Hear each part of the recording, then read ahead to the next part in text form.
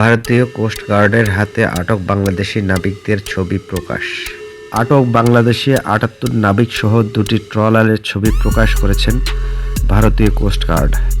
গতকাল মঙ্গলবার রাতে সংস্থাটির অফিসিয়াল ফেসবুক পেজ ও এক্স টুইটার এ সংক্রান্ত মোট ৩টি ছবি প্রকাশ করা হয়।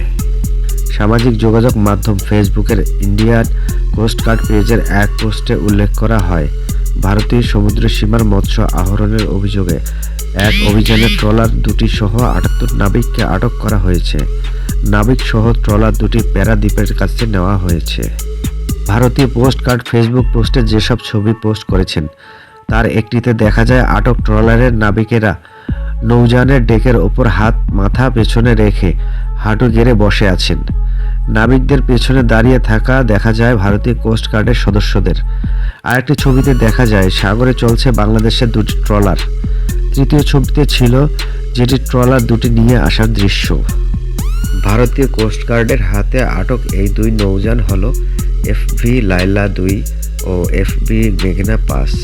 এফভি লায়লা ২ ট্রলারটি এসআর ফিশিং নামের প্রতিষ্ঠানের, অপরদিকে এফভি মেঘনা ৫ নামের ট্রলারটি সি&এফ অ্যাগ্রো লিমিটেড মালিকানাধীন। সি&এফ অ্যাগ্রো লিমিটেড নির্বাহী পরিচালক সুমন সেন বলেন, সোমবার সকালে ট্রলার দুটি বাংলাদেশের সমুদ্র সীমার ১ নটিক্যাল মাইল ভিতরে মাছ ধরছিল।